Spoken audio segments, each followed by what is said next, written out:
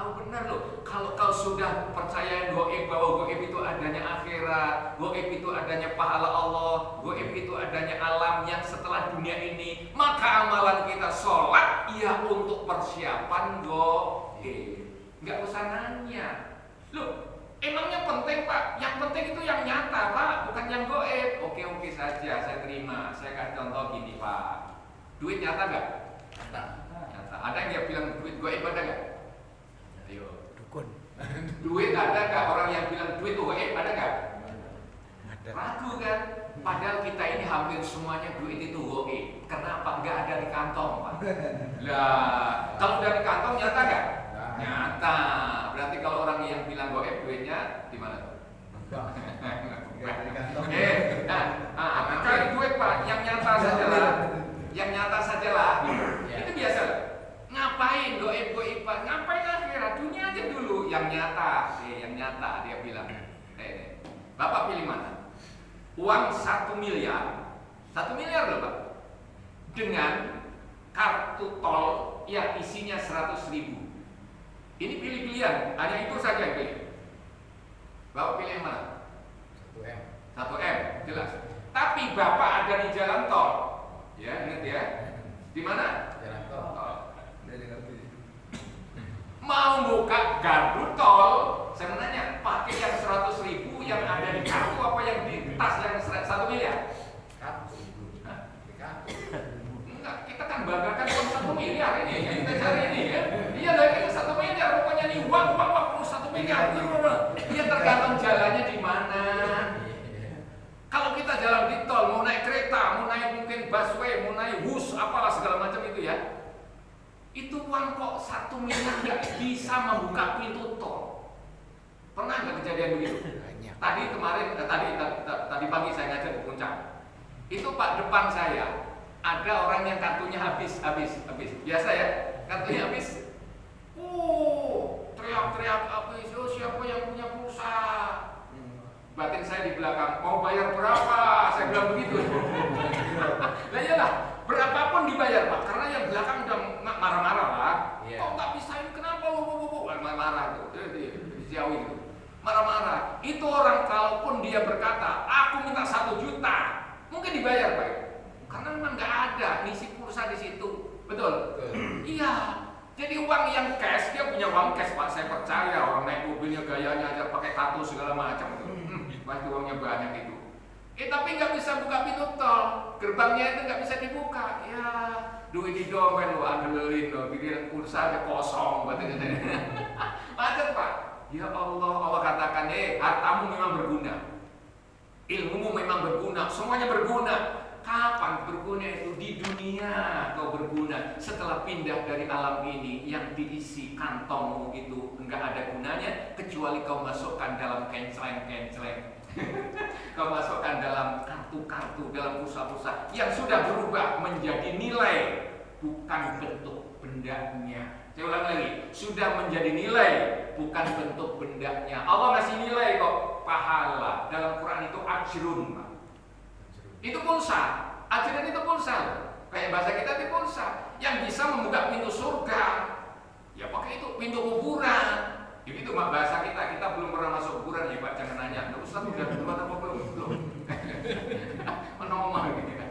Ada yang nanya begitu, dia lagi ceramah, Pak Ustaz kayaknya lancar banget ya ngomong surga dan neraka ya, nanya begitu. Lalu gimana? Emang Ustaz pernah ke sana ya? Saya dia belum lah.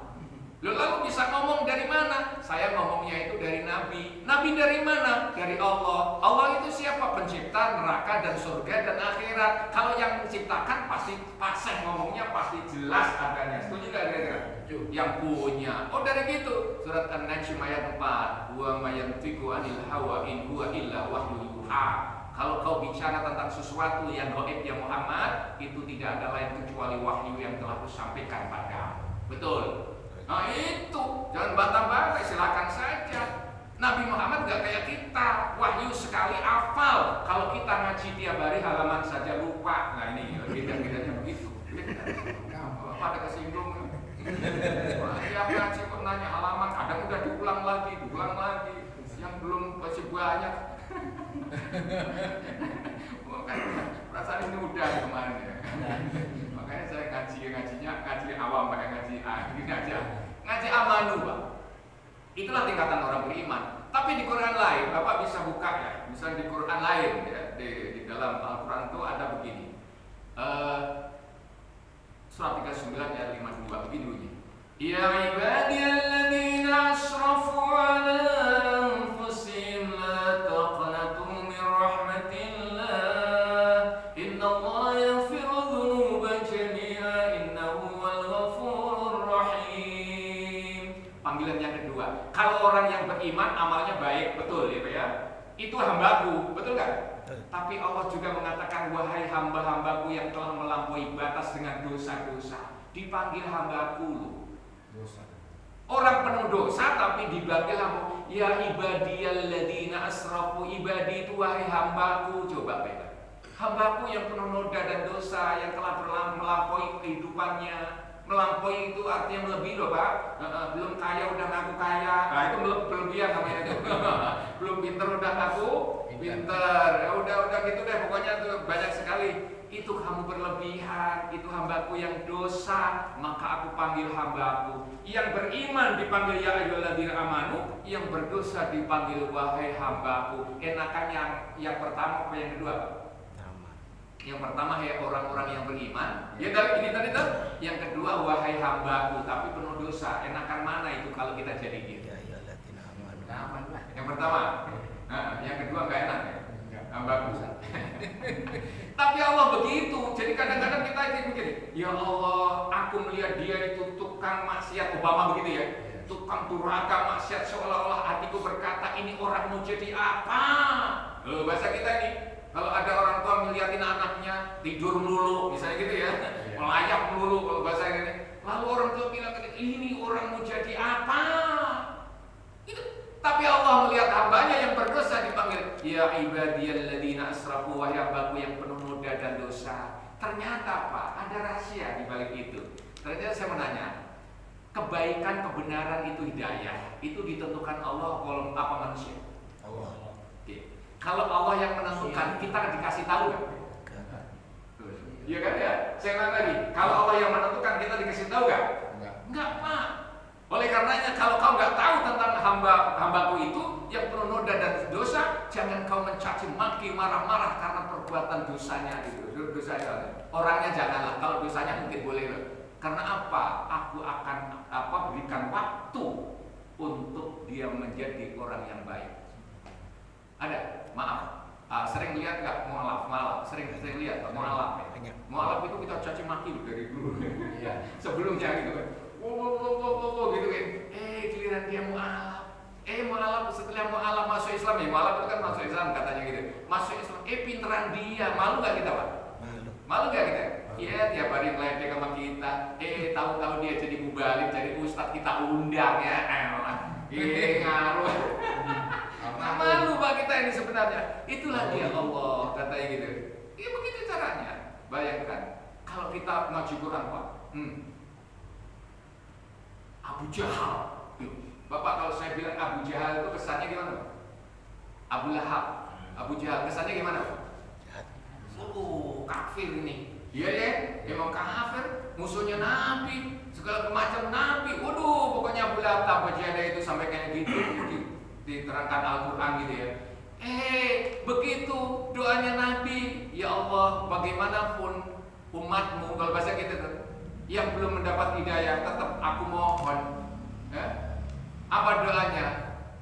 Di dalam perjuangan Nabi di Taif, itu ada sebuah kejadian yang Nabi itu datang ke Taif, dakwah gitu ya Pak ya. Kalau kita dakwah di mana-mana disambut Pak.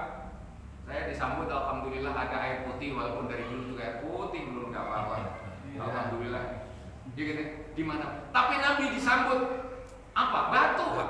Apa doanya Nabi? Allahumma di qaumi fa innahum la ya'lamun. Ya Allah, tunjuki hamba-hambamu ini ya, mereka ternyata belum ngerti Islam. Kalau orang belum ngerti Islam Pak nggak bakalan mau, namanya belum ngerti Pak. Kalau belum ngerti sholat nggak bakalan sholat karena belum ngerti Pak. Nah, yang paling ngerti kalau ada pembagian sembako, ngerti nggak Pak? Ngerti. Ya, kira-kira datang nggak Pak? Datang semua. Saya lihat di TV kemarin ada yang meninggal 3. Karena sembako sembako, ngerti semua ya. Mudah-mudahan lain kali ada sembako. Amin ya Rabbal alamin. Nah, itulah. Satu. Kita caci maki Abu Jahal, Abu Lahab, Pak. Ada Ikrimah bin Abi Jahal. Kalau bin itu apa artinya? Anak kandung ya. Kalau bin apa? Anak kandung kan Pak ya? Bin. Ikrimah bin Abu Jahal. Berarti Ikrimah itu apa? Anaknya siapa? Abu Jahal. Abu Jahal, Pak. Ikrimah adalah tokoh yang membantu Nabi, pahlawan perang di zaman Nabi, bantu Nabi gitu. Ikrimah bin Abu Jahal. Coba Pak, kita caci bapaknya maki-makian, anaknya kita sanjung setinggi-tingginya. Wow, kayak gitu Pak. Ini bolak-balik. Giliran kita dari dulu begini-begini aja. Dilecek gak sama Abu Jahal kira-kira? Alah lo ngomong katanya. Itulah ya alladzina amanu. Satu ayat ini Pak, saya kagum dengan ayat ini.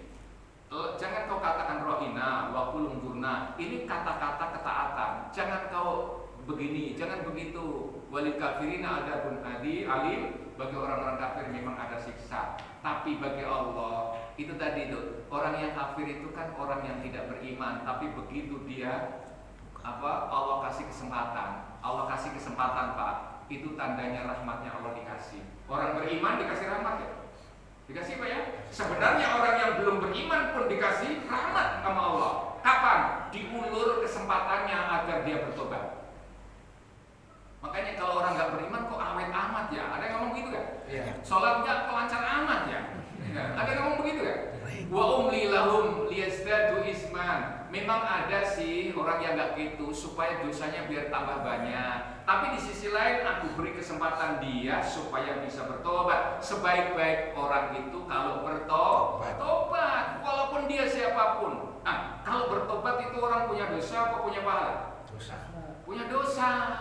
Itu Allah Pak. Saya ulangi lagi nih. Kalau Allah nyuruh tobat, gitu, itu sebenarnya orang yang berdosa atau orang yang berpahala? Dosa. Orang berdosa Pak. Berarti kalau gitu bagusan yang dosa apa bagusan berpahala? Dosa. Serba salah. Kalau kita mikir masih serba salah. Ya Allah, kau katakan tubu ilallahi taubatan nasuha. Asa rabbukum ayyukaffira ankum sayyi'atikum wa yudkhilakum jannatin tajri min tahtiha al-anhar. Bertobatlah kepada Allah. Perintah bertobatlah pada Allah. Oh, berarti dia itu punya salah. Bagi Allah salahnya hambanya nggak masalah. Sekali lagi nih. Walaupun kita nggak ngajurin salah ya Pak, bukan ya. Bagi Allah salah hambanya nggak masalah. Kenapa? Sebelum dia bersalah Allah sudah siapkan ampunannya. Saya nanya Pak, ampunan Allah lebih dulu mana dengan salahnya manusia? Ayo mikir. Salahnya kita dengan ampunan Allah lebih dulu mana? Ampunan. Lebih dulu ampunan. Berarti kalau lebih dulu ampunan Allah tahu nggak kalau hambaku nanti berbuat salah? Pasti. Tahu. Ya, gitu loh kayak Nabi Adam, tinggalnya nanti di bumi. Allah tahu nggak? Tahu. Ya kan tahu ya? Tahu. Berarti kalau Allah Adam turun di bumi kita caci maki apa kita sanjung-sanjung dalam gitu?